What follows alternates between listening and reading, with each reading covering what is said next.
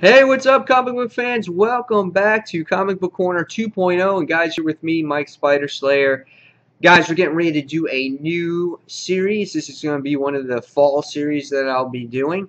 And it's going to be called Flashpoint Flash Back. That's right, guys. This is where I go back past couple years and flash back all the way to Flashpoint, the series.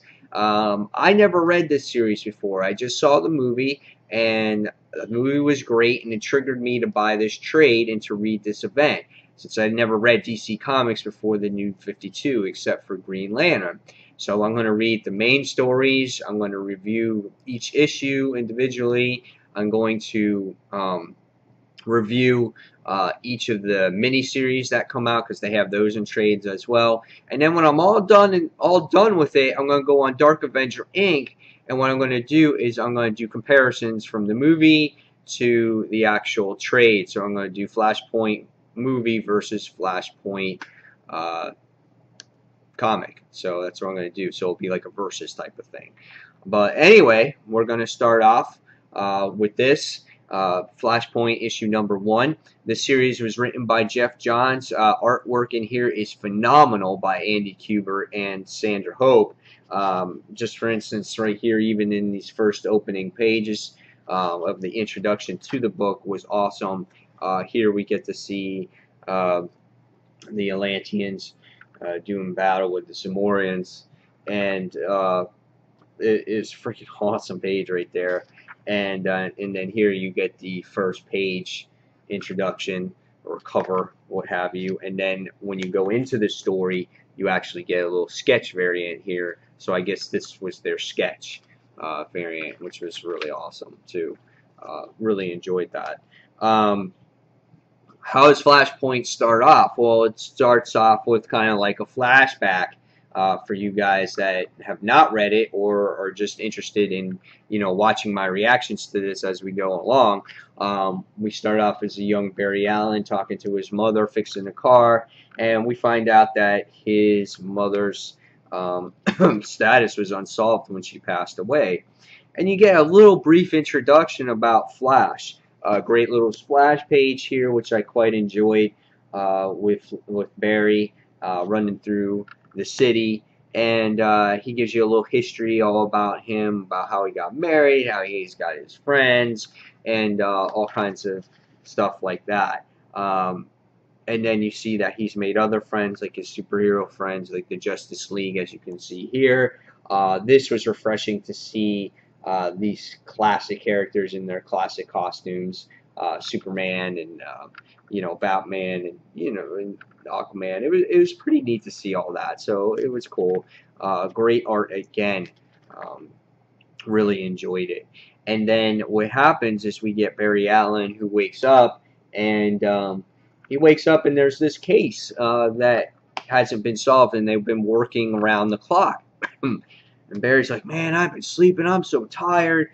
And as the issue goes along, he notices little differences.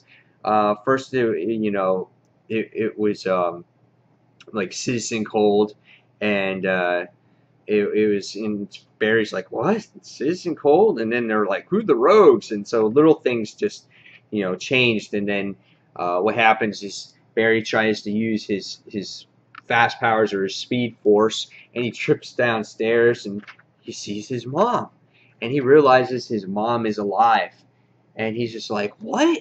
He's like, Mom? And you can see the expression in his face, which is really good paneling here, which I quite enjoyed. And you can see the expression in his face that, like, he hasn't seen his mom in years. But his mom's like, are you okay? Is everything okay?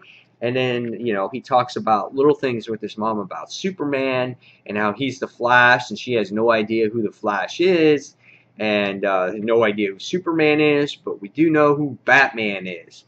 And then you get another great page here by Andy Kubert's art, and you get Batman. And if you're new to this, you're sitting here seeing, what is Batman looking like this? What is going on here? He's got red eyes, he's got red insignia, the symbol's a little different. And you're just like, holy crap. And then he goes out and you see how violent Batman is in the issue. And you're not used to this, and you're like, why is Batman doing all this?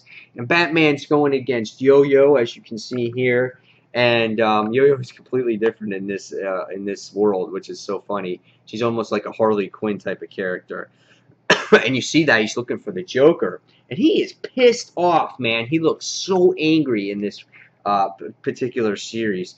Cyborg looks different too, because Batman throws her off the edge, and Cyborg rescues her.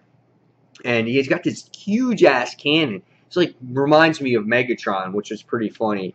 And then you have all the heroes and villains or whatever it is with holograms, and he's talking to Batman about this war, which in this part of the issue I thought was had a little bit too much dialogue. There was a lot going on, but you can kind of understand that because it's a setup issue of what's going to happen. He describes everything that's happened, how I think it's the city's getting taken over by the Atlanteans.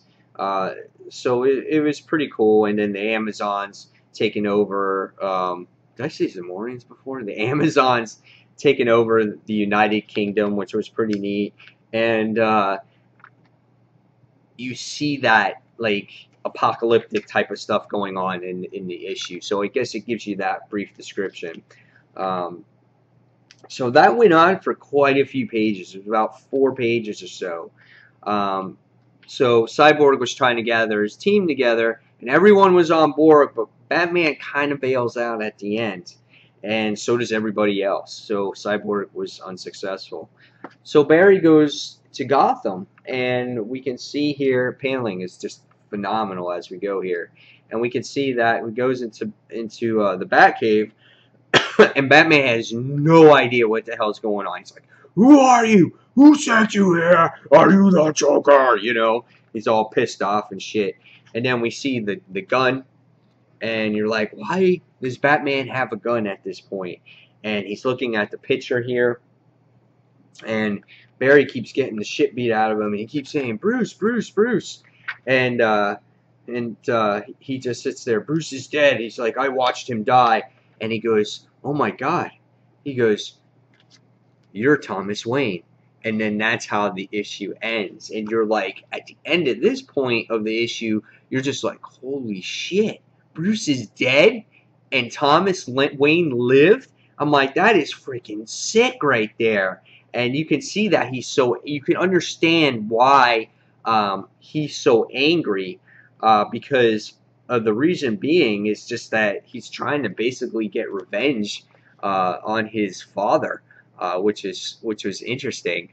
This was a great first issue to this event, being that I never read it. Now I know what happens, obviously, because I've watched the movie. But it's great to see the little dialogue changes, a little bit of different paneling and things like that. And like I said, when I'm done with the complete series, I will do my comparisons on Dark Avenger Inc. But everything about this first issue was really, really good. However, it was a little drawn out, even though it was a setup issue to kind of get you going on. The conversation between Cyborg and the people that he was gathering in Batman went on a little bit too long for me. I found myself getting a little bored at that point. But besides that, it was a perfect issue. I'm giving it a 4 out of 5.